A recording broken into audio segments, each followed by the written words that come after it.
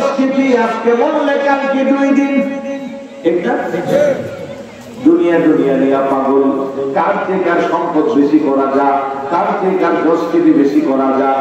এই জন্য আমার নবী কো সায়াতি আলা উম্মতি জামানুন ইউহিব্বুনাল খামসা ওয়া ইয়ানসাউনাল খামসা, ইউহিব্বুনাল হায়াত ওয়া ইয়ানসাউনাল মাউত, ইউহিব্বুনাদ দুনিয়া ওয়া ইয়ানসাউনাল আখিরাহ, ইউহিব্বুনাল কুসুর ওয়া ইয়ানসাউনাল কুবুর, ইউহিব্বুনাল মাল ওয়া ইয়ানসাউনাল হিসাব, ইউহিব্বুনাল মাখলুক ওয়া ইয়ানসাউনাল খালিক।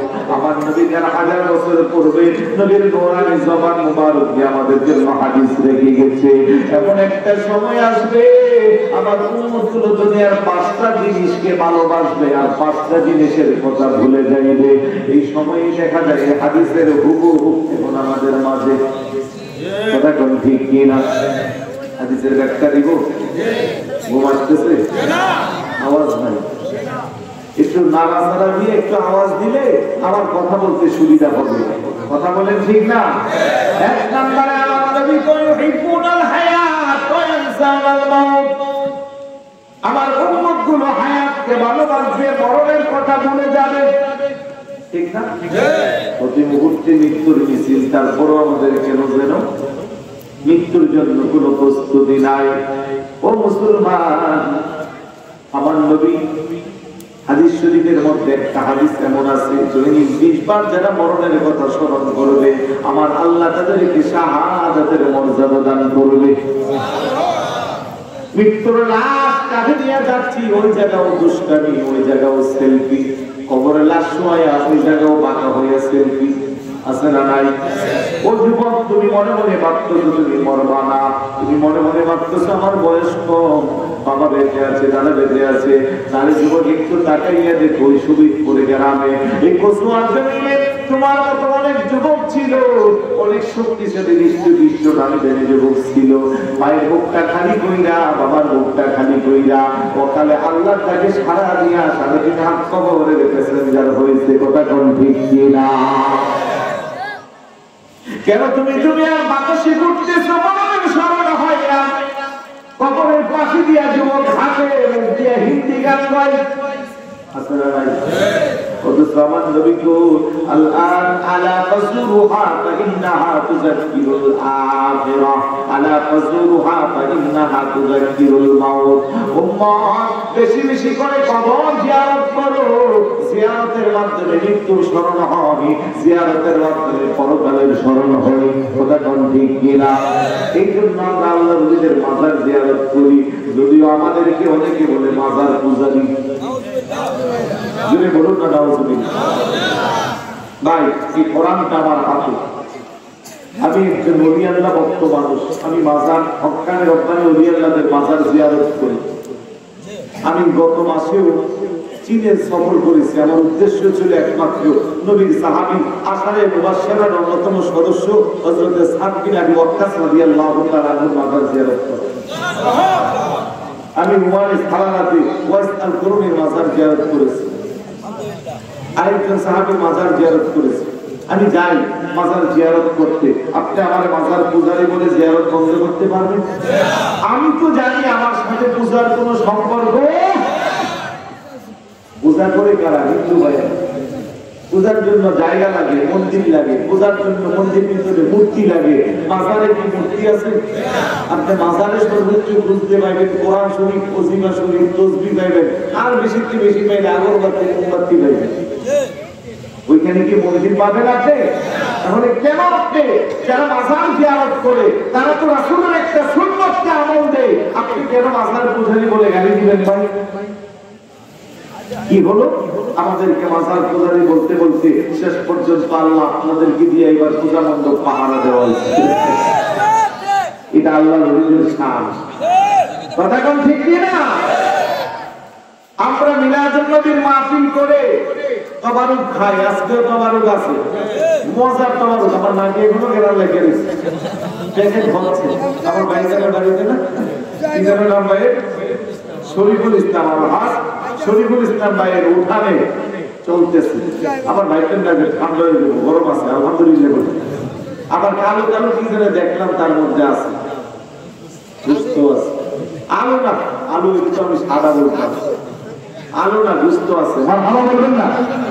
এত বিরিয়ানি খাই আমরা, আলহামদুলিল্লাহ আমাদের রুচি কমে কেন? কমবে? এটা রাসূলের পাকের মিলাদুন নবীর মাহফিলের তাবারক, এটা খাইলে ভিতরটা পরিষ্কার হয়, রোগ সুখ মুক্ত হয়। তো আমার ভাইয়েরা, আমরা তাবারক খাইছি, আমাদেরকে বিস্কির কথা বলে না, কিন্তু এবার দেখে আমরা প্রসাদ খাইতেছে। জোরে বলুন না নাউজুবিল্লাহ। আল্লাহর মাই বড় কঠিন মাই। আমাদেরকে মাজার পূজারি বললাম, ভাই এখন তোমরা নিজেরাই মাজার পাহারা দিচ্ছ। শুধু তাই না, আমি কি দেখলাম আরেক ব্যাগ করে যায়, আল্লাহ দরবারে শুকরিয়া, 17 বছর পরে আমরা পূজা মণ্ডপে আসছি। আরেকটু জোরে বলি না নাউজুবিল্লাহ। এগুলো কি মুসলমান নাকি মুনাফিক? আরেকটু জোরে বলে দেখো নাকি? এই বড় বড় দাড়ি, পাগড়ি, মাথায় টুপি, পাঞ্জাবি, জুব্বা পরে হিন্দু ভাইদের পূজা মণ্ডপে যারা গিয়েছে, তারা আমাদের ইসলাম ধর্মকে কলঙ্কিত করেছে। কথা বলেন ঠিক কি না? হিন্দু ভাইরা ওনাদের পূজা উদযাপন করবে, আমাদের কোনো বাধা আছে? আমাদের মাহফিলে কি কোনো হিন্দু ভাই আসছে? আসছে? আমাদের জুমাতে কোনো হিন্দু ভাই আসে? ঈদের নামাজে আসে? অনেক হিন্দুরা ফেসবুকে করে ভিডিও দিচ্ছে যে ওদের যন্ত্রণা আমরা পূজাও ভালো করে করতে পারতেছি। জোরে বলি না নাউজুবিল্লাহ। আমি চিন্তা করলাম, আল্লাহ একটা হাদিস আছে, মানে আযানি ওলিয়ান ফাকাদ আযানতুহু বিল হারবি, হাদিসে কুদসি। আল্লাহ বলে, আমার ওলিদের সাথে যদি কেউ বিরুদ্ধচারণ করে, শত্রুতা পোষণ করে, আমি তাদের বিরুদ্ধে যুদ্ধ ঘোষণা করে দিলাম। এই জন্য আল্লাহ তোমাদেরকে দিয়া ভাই মন্দির পাহারা দেওয়া হয়েছে। আমাদেরকে মাজার পূজারি বইল না, আমরা মাজারে পূজা করি না, আমরা জিয়ারত করি। সুবহানাল্লাহ। জান বাবা শাহজালালের মাজারে 24 ঘন্টা জিয়ারত আছে না নাই? ঢাকা গরিবের নামাজের মাজারে যান, জিয়ারত আছে না নাই? চট্টগ্রামের অনেকগুলো মাজার আছে, সারাক্ষণ জিয়ারত চলে, রাতে 2টা-3টা বাজে মানুষের যায়, কারণ জিয়ারত করা রাসূলের পাকের সুন্নাত। তোমরা আরো কি করলা? আল্লাহর ওলিদের মাজার মানলা, তোমরা পুরা কমাইলা, তোমাদের বদনসি। তুমি বলবা ওই মাজারে বন্ডামি হয়, ওই মাজারে শরীর বিরোধী কাজ হয়। আমি বলবো তোমার সাথে আমিও একমত, শরীর বিরোধী কাজ হলে এগুলো আমরা কিভাবে বন্ধ করতে হয় ওই প্রচেষ্টা করব। তা না করে মাজার মানবা, এটা কি হতে পারে? এটা তো মনে করেন এই যে এটা কি না, এখানে ময়লা থেকে একটা মাছি এসে উড়াল দিয়ে যদি আমার নাকের ডগায় বসে, আমি কি নাকটা কেটে ফেলে দিব না মাছিটাকে সরাবো? ওরা তো নাকটাই কেটে ফেলে দিবে। এদেশে ইসলাম পেয়েছি ওলি আল্লাহদের মাধ্যমে, এটা অস্বীকার করার কোন সুযোগ, কোন নবী রাসূল আসেন নাই, কোন সাহাবায়ে কেরাম, শুধু একজন সাহাবী যার কথা আমি বললাম, সাদ বিন আবি ওয়াক্কাস রাদিয়াল্লাহু তাআলা, চট্টগ্রামের বন্দর দিয়ে ঢুকে রাজশাহী ওইদিকে ওনার নামে একটা মসজিদ আছে, তারপরে উনি চীন দেশে চলে গেছে, চীনের গুয়াংজু ক্যান্টন বন্দরে ওনার মাজার শরীফ আছে, মসজিদ আছে, শুক্রবারে জমা পড়ছি লাখ লাখ মানুষ, কারণ এখানে তো মুসলমান নেই। যারা মুসলমান আছে অনেক দূর থেকে গাড়ি ভাড়া দিয়ে ওখানে নামাজ পড়তে আসছে। আলহামদুলিল্লাহ বলেন না?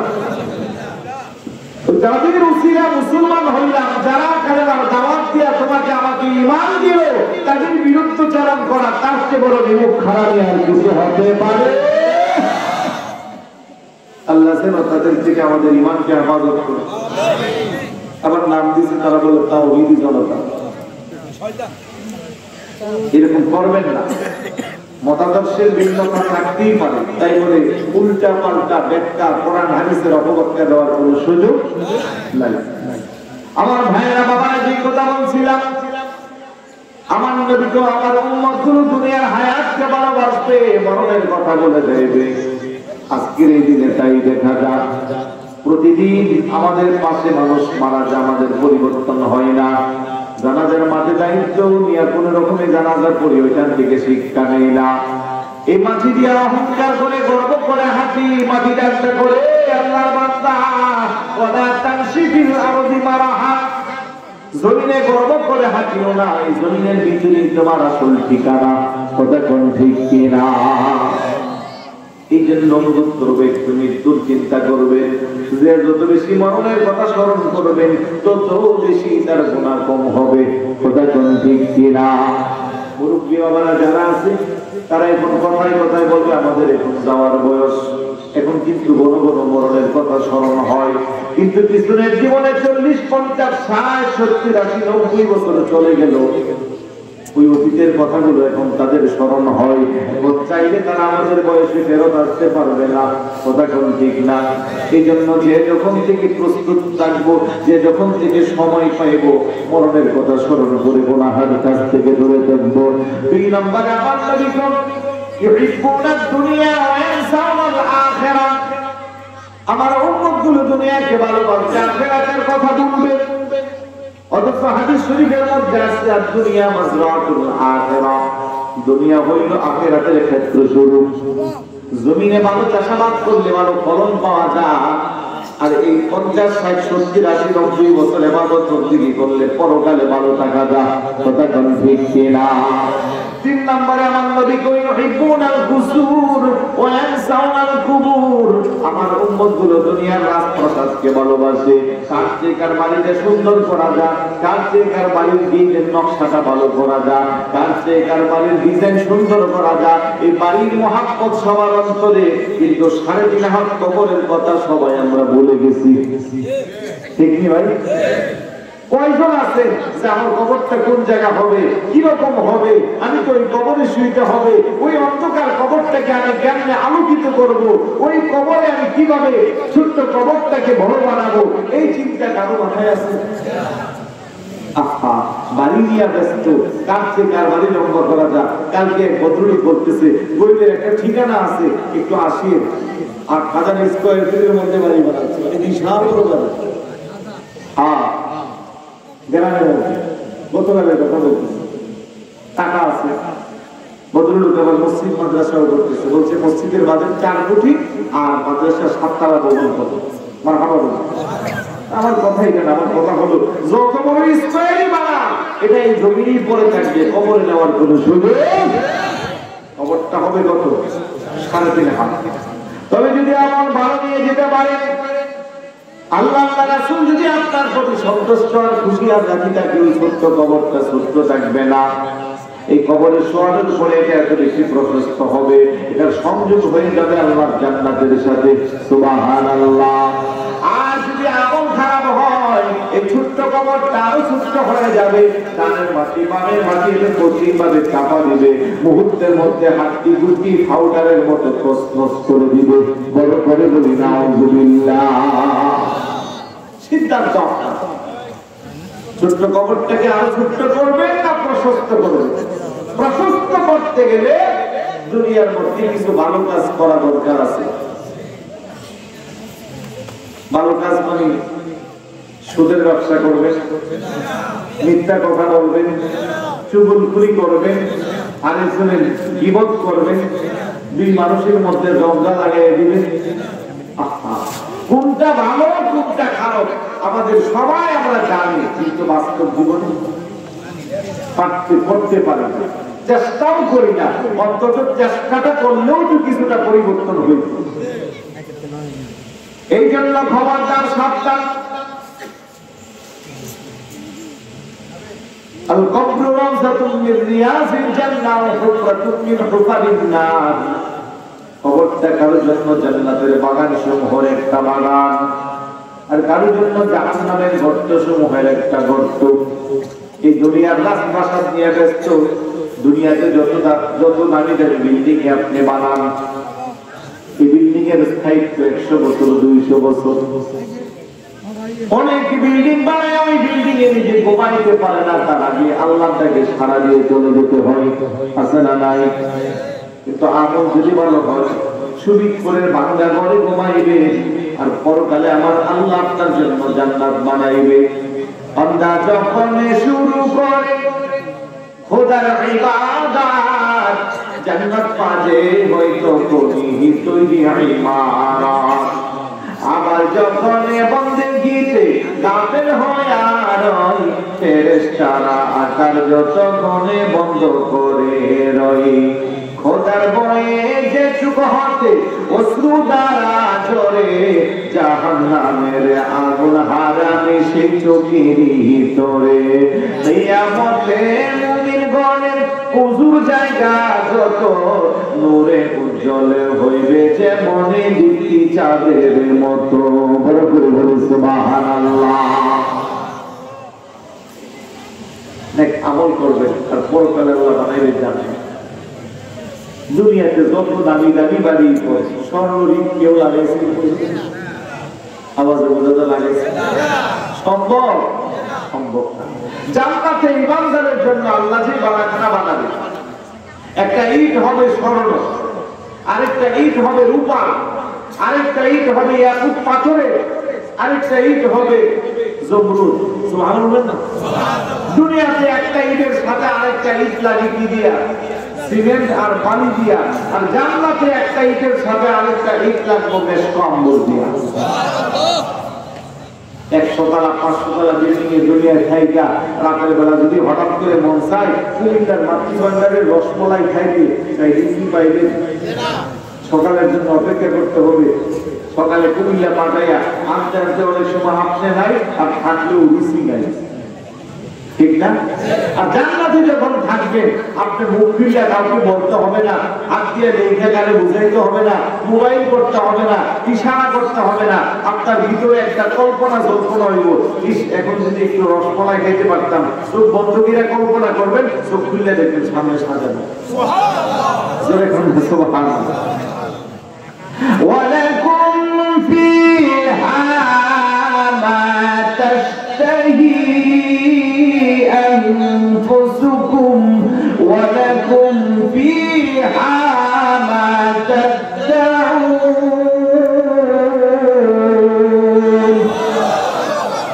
জান্নাতীরা কল্পনা কল্পনা করবো সামনে এসে হাজির। আচ্ছা ভাই, দুনিয়াতে এক ঘর থেকে খাইয়া ভালো করে একবার গলা পর্যন্ত আছেন, আরেক ঘুরে যাওয়ার পরে আরো মজার খাবার দেখছেন, তাই রুটি খাওয়া যাবে? আফসোস করবেন, আহারে আগে যদি জানতাম এই জায়গায় এত খাবার আছে তাহলে ওইখানে কম খাই আসতাম।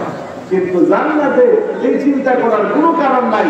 খাইতে খাইতে একবারে গলা পর্যন্ত আসছেন, এখন মন চেয়েছে আবার খাইতে পারবেন। সুবহানাল্লাহ। গ্যাস্ট্রিকের ওষুধ লাগবে না, টয়লেট তো নাই, যাইবেন বলে কি হবে? আপনি ছোট্ট করে একটা ডেকুর দিবেন, মুহূর্তের মধ্যে প্যান্টটা খালি হবে, আবার যা চাইবেন সামনে এসে হাজির। এখন টাকা দিয়েও একটা কাজের লোক রাখলে সে বিরক্ত হইয়া একবার করলে 3 বার কাজ করে না। আর জান্নাতে আপনার জন্য খাবেন ফুল রেডি থাকে। যদি বলেন না সুবহানাল্লাহ, ওই জান্নাতে যাওয়া দরকার আছে না? আল্লাহ বলে ইল্লাল্লাযিনা আমানু ওয়া আমিলুস সালিহাতি কানাত লাহুম জান্নাতুল ফিরদাউসি নুজুলা। যারা ঈমান এনেছে আর নেক কাজ করেছে তাদের জন্য আমি আল্লাহ রেখে দিয়েছি জান্নাত। অন্যত্র বলেন ইন্নাল্লাযিনা আমানু ওয়া আমিলুস সালিহাত লাহুম জান্নাতুন তাজরি মিন তাহতিহাল আনহার খালিদিনা ফিহা আবাদা। চিৎকার করে বলুন সুবহানাল্লাহ। যারা ঈমান এনেছে নেক কাজ করেছে তাদের জন্য আমি আল্লাহ রাখছি জান্নাত। কেমন জান্নাত? যে জান্নাতের নিচে ঝরনা সমূহ প্রবাহমান, যে জান্নাতে বান্দা একবার ঢুকবে আর বের হবে না আবাদা আবাদা। দুনিয়ার দামি দামি বিল্ডিং এর 50 বছর 100 বছরের পরে বিল্ডিং এর অস্তিত্ব নাই, চাইলেও থাকা যায় না, হায়াতের মাঝে থাকে না। কিন্তু জান্নাতে একবার যখন প্রবেশ করবেন ওই জান্নাত থেকে আর বের হতে হবে না আবাদা আবাদা। আমার আল্লাহ তো চিরস্থায়ী তাদের জন্য সেই ব্যবস্থা। সুবহানাল্লাহ। ওই জান্নাতে যাইতে কার কার মন চায় একটু হাত উঠান দেখি। নারে তাকবীর, নারে রিসালাত, নারে গাউসিয়া, নারে তাকবীর, আহলে সুন্নাত ওয়াল জামাত, নারে ফায়দাত। মাশাআল্লাহ। বয়স সুন্দরী পেকে গেছে, স্লোগানের আওয়াজ মনে হয় 18 বছরের যুবক। এগুলো আশিকের রাসূলের লক্ষণ। কথা কোন ঠিক না? তারা এই রিসালাতের স্লোগান দিলে ঈমান আলাদা করে তাজা হয়ে যায় আমাদের মা বাবা।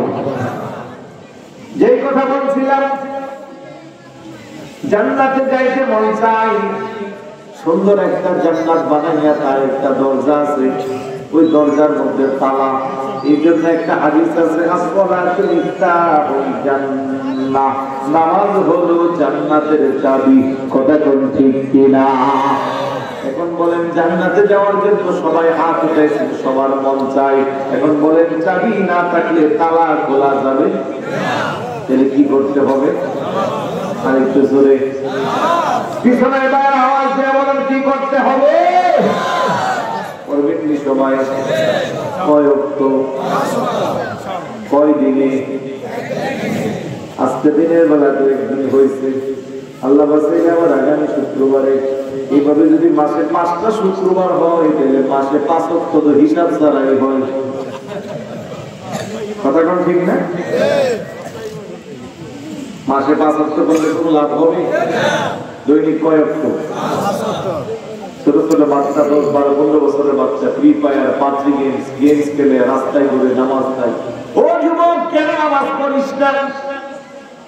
আমি স্কুলে পড়ি, ক্লাস 7-এ, আমার কোনো নামাজের বলো। অথচ আল্লাহ নবী কুমরু আওলাদাকুম বিসসালাত ওয়া হুম আবনাউ 7 সিনিন ওয়াজরিবুহুম আলাইহা ওয়া হুম আবনাউ 10 ওয়াফাররিকু বাইনাহুম ফিল মাদাজি'। উম্মত, সন্তানের বয়স যখন 7 বছর হইবে, এই সন্তান তারে নামাজের আদেশ দাও। 10 বছর হইলে তারে নামাজের জন্য বের দিয়া পিটাও, আর তার বিছানাটাকে পৃথক করে দাও। সুবহানাল্লাহ। একজন বাবাও আসেননি যে 10 বছরের বাচ্চা নামাজ পড়ে না, এই জন্য তারে বের দিয়া পিটাইছেন? আছেন? থাকবেন না। কেমনে থাকবেন গো বাবা? 10 বছরের বাচ্চা বড় পাক না, আরে মোবাইল দিলে বোঝা যায় সে দেশ চালাইতে পারবে, ঠিক না? 10 বছর না, 4 বছরের বাচ্চা একটু মাশাআল্লাহ যেই পাক না, মোবাইলের ফাংশন আপনার চেয়ে আমার চেয়ে বেশি বুঝি।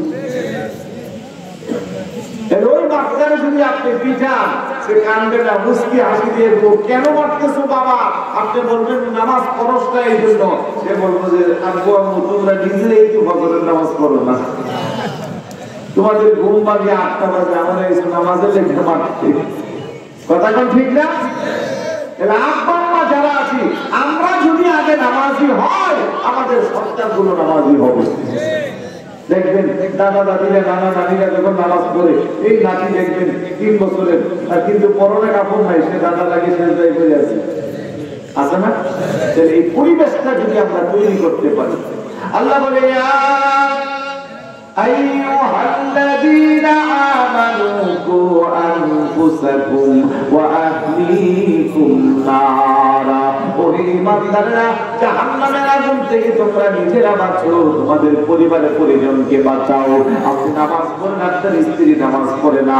আপনি নামাজ পড়েন, আপনার ছেলেটা নামাজ পড়ে না। আপনি নামাজ পড়েন, আপনার ছেলের বধূ নামাজ পড়ে না।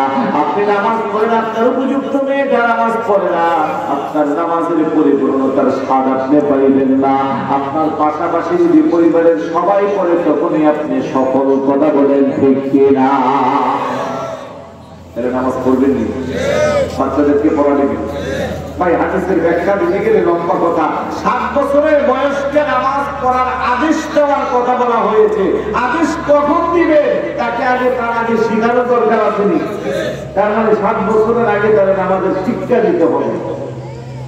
আমরা তো এখন আদর করতে করতে বাচ্চারে দুনিয়াবি শিক্ষা নিয়ে পাগল হয়েছে।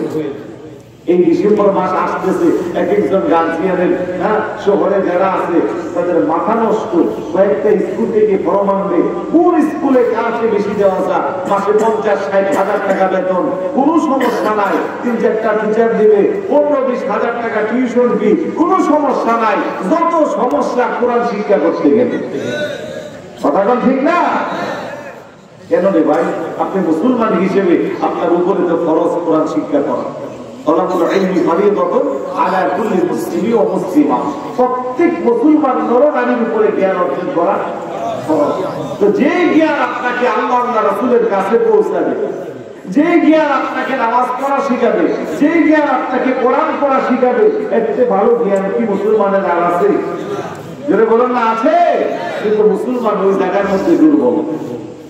দেখবেন বাচ্চা যেটার ব্রেন ভালো, এটাকে ডক্টর ইঞ্জিনিয়ার বানানোর চেষ্টা করে, আর যেটা ব্রেন ভাল মারে, এটা নাস্তে করে সুমিত করে হাঁটি দিয়ে মাদ্রাসায় দিয়ে দেয়। নিয়ত যেমন, আমি আর ওটা বলছি না ভাই, আমি ওটা বলছি না আর কি, নিয়ত যেমন ফলো তেমন। বরং আপনার উচিত ছিল যে আমার বাচ্চাদের মধ্যে সবচেয়ে ভালো যে ছেলেটা, আমি ওটাকে মাদ্রাসায় দিব, তাহলে আজকে ঠিকই সফলতা পাই।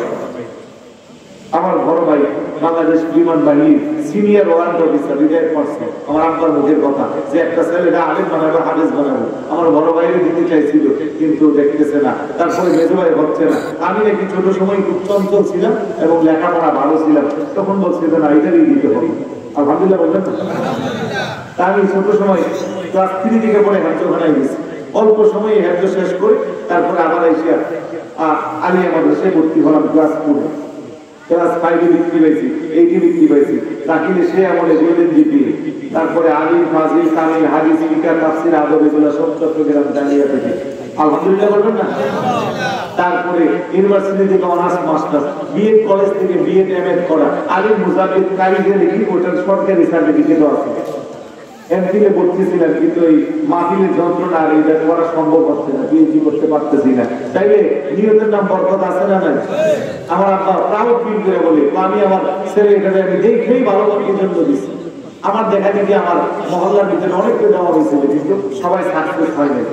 এই জন্য আমি বলবো যে আপনার সন্তানের মধ্যে সবচেয়ে ভালো, দেখতে ভালো, ব্রেইন ভালো, চালাক চোখে ওইটাকে মাদ্রাসায় দেন, ফলাফল ভালো পাইবেন। আপনি নিয়ত করেন, একদম প্রতি নিয়ত করছে আমাদের সন্তানটাকে যদি আল্লাহ একটু ভালো করে বিষ্ট বানায় তাহলে আমরা এখানে মাদ্রাসায় হাফেজ বানাই, আলেম বানাবো। এখন বাচ্চাইতে মাশাআল্লাহ এমন চঞ্চল, এমন ব্রেইনি, এবার একটু বড় হওয়ার পরে দুইজনে চিন্তা করে দেখছো আমার আব্বা আম্মা অসুস্থ, ডাক্তারের কাছে দৌড়তে অবস্থা খারাপ, কাজ করি, আমাদেরকে আল্লাহ আরেকটা সন্তান দিলে এটাকে মাদ্রাসায় পড়াবো, চলো এটাকে ডাক্তার বানাই দিই। নিয়ত সাবজেক্ট দিল, চেঞ্জ হয়ে গেল, তারা ডাক্তার বানানোর পথে দিয়ে দিচ্ছে। পরের সন্তান যেটা আসছে ওটা আগের চেয়ে আরো বেশি চালাক, চতুর। এবার বলতেছে আমাদের তো ইঞ্জিনিয়ার নাই, কোন একজন ইঞ্জিনিয়ার বানায়, সামনে বাড়ি টাড়ি বানাইলে প্ল্যান পাশের জন্য আর একটা জায়গায় দৌড়ে কি করবো। আরেকটা সন্তান যদি আল্লাহ দেয় তখন আমরা ওইটাকে কি করবো, মাদ্রাসায় পড়াবো। যে কথা সেই কাজ দিয়ে দিচ্ছে। তারপরে আরেকটা সন্তান দিছে, তবে ওই সন্তানের ওইটা আসার সময় আবার একটা অপারেশন হয়েছে, ভবিষ্যতে আর বাচ্চা টাচ্চা হওয়ার সম্ভাবনা নাই। এখন এটা বড় হওয়ার পরে দেখতেছে হাতলে বাঁকা হয়ে হাতে মুখ দিয়া লালা করে ডাক দিলে একদিকে যায় একদিকে আসে না নাই, কষ্ট নিয়ে খুব দুঃখে কথাগুলো বলতেছে। আমি এগুলো আমার জমা মসজিদে ভালো করে ধুলাই করি, আলহামদুলিল্লাহ। এখন শিক্ষিত সমাজ একটু পরিবর্তন, বাচ্চাকে মাদ্রাসায় পড়াচ্ছে এবং একজন মাদ্রাসায় 15-20 হাজার টাকা মাসে দিয়েও অনেক পরিবার পড়াচ্ছে। একটা সময় ছিল কি তো মাদ্রাসায় কারে পড়া, তো মাদ্রাসায় পড়লে বাতে মরে, বলবেন না? আরো কি কথা, জান নাই কোনো প্রতি সে করে ইমামতি, এগুলো কি কথার কথা? আর ইমাম তো সমাজের রাজা, সমাজের বাদশাহ, আমরা যথার্থ মূল্যায়ন করতে পারি না, সেটা আমাদের ব্যর্থতা। কথা বলেন, মাদ্রাসায় বললে বাতে মরে না, আমি বলবো যে কথা একবারে খারাপ না, বাতেই মরে। কারণ ভাত খাওয়ার টাইম পেয়ে যায়, পুরাও করবা হেঁটে হেঁটে অবস্থা খারাপ। কথা বল ঠিক না? এই যে আমার ভাইয়ের ঘরে খাওয়া দাওয়া গেল, অনেক আয়োজন, যারা আমার সাথে বসতে দেখছে কোন রকমের জানলা বাঁচানোর জন্য ট্রেনের ভাত গুলা খাইছে। এই মাছ মাংস এগুলা খেতে খেতে ভালো লাগে না। আজকে দুপুরে বাসায় করে ভর্তা বানাইতে বলছে, একটু ভর্তা সবজি টবজি হইলে একটু ভাত বেশি খাওয়া যায়। তাহলে মাদ্রাসায় বললে কি ভাতে মরে না ভাত খাওয়ার টাইম পায় না? তাহলে স্লোগান পাল্টাই এলাম, নিয়তটা বিশুদ্ধ করে বাচ্চাটাকে হাফেজে কোরআন বানাইয়া আলেম বানান, তার রিজিকের ব্যবস্থা কে করবে? আল্লাহ যেন বোঝার তৌফিক দান করুন। এই হাদিসে মাদ্রাসাটা এখানে আছে। মুরব্বীরা হুজুরের ওয়াজ শুনে এখন মন চাইতেছে খোলা যদি একটা থাকতো হাফেজ বানাইতাম, কিন্তু এখন কি আর খোলা ওই বয়সের আছে? আপনাদেরও একটা সুযোগ আছে, আপনারা ছেলের ঘরে নাতি, মেয়ের ঘরে নাতি টার্গেট করবেন, দেখতে চঞ্চলটারে দেখতে মায়েরা যদি মাথাটার মধ্যে হাত দিয়ে এখন যে মা আমার সাথে ওয়াদা করো, একটা কথা রাখবি না। মেয়েরা কিন্তু বাবারে বেশি ভালোবাসে, বাবা বলছে ঠিক না? আমার ছোট্ট মায়ের 5-6 বছরের বাচ্চা, এটা যে আমার কত রকমের আমার নিয়ে চিন্তা ভাবনা করে, আমি তখন চিন্তা করি আহারে আগে শুনতাম যে মেয়েরা বাপ করতে, আমি তো নিজেই দেখতেছি। মাকে গেছে, বৃষ্টি পড়তেছে, ও ফ্যান শুনেছে, মার জিনিস করে আমরা ছাতা নিয়ে গেছি। চিন্তা করছেন পশুরিন নায়ের আগে যে মাটি ছিল কোথায়?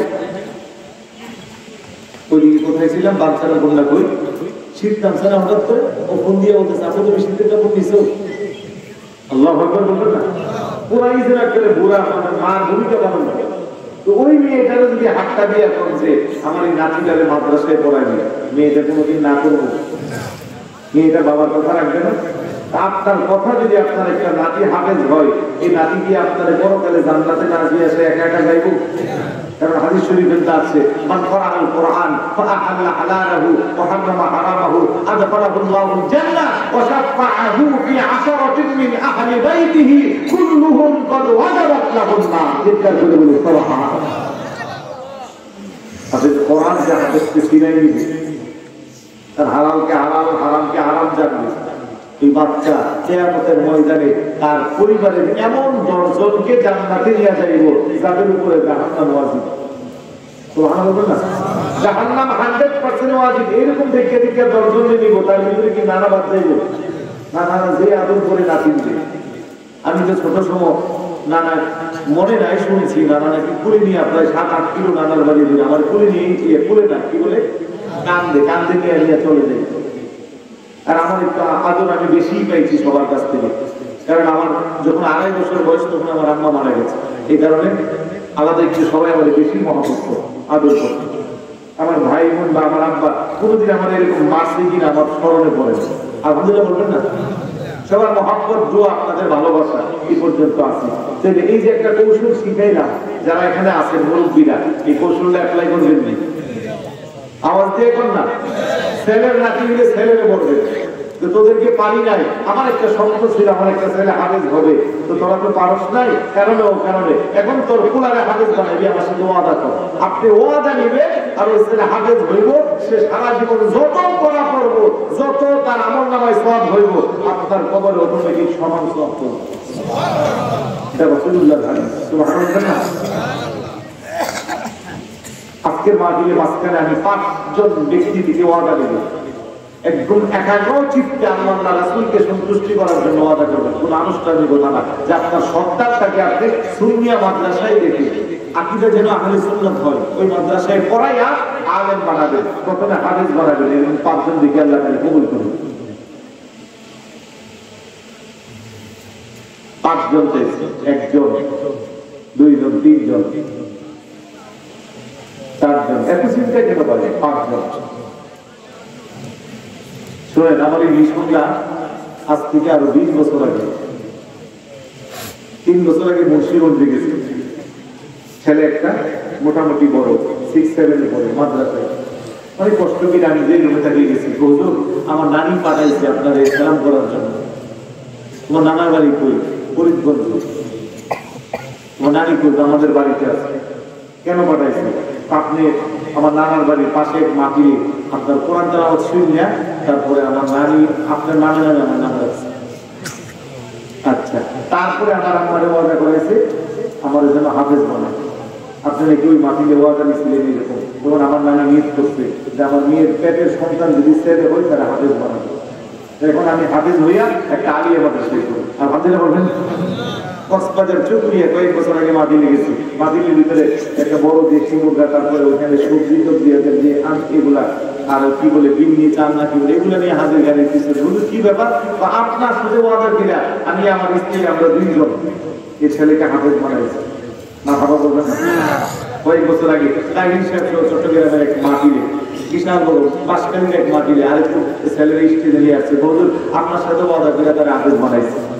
এই যে 5 জন ওয়াদা করছেন, আমি এই জন্য বলছি যে আনুষ্ঠানিকতা না, আমার দেখানোর জন্য না, কাউকে দেখানোর জন্য না, একমাত্র আল্লাহ আল্লাহ রাসূলের সন্তুষ্টির জন্য। এই যে 5 জন ভাই ওয়াদা করছেন, আপনার সন্তানকে যদি হাফেজ বানান, আমার লাভ না লস?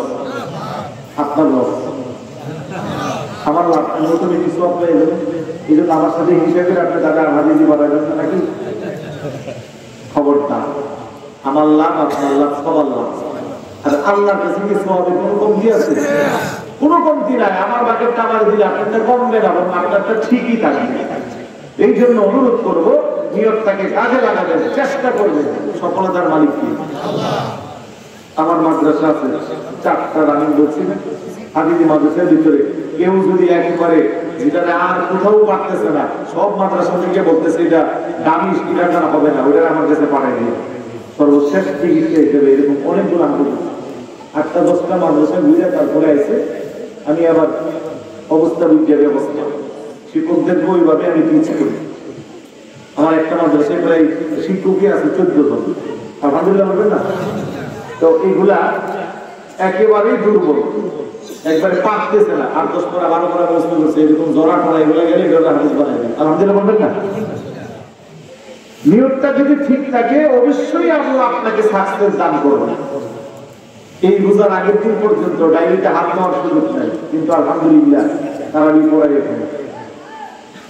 গতবার খুব বেশি অসুস্থ আর পারছিলাম না, বাবাকে বললাম যে 29 বছর হয়ে গেছে তারা আর না পড়ায়।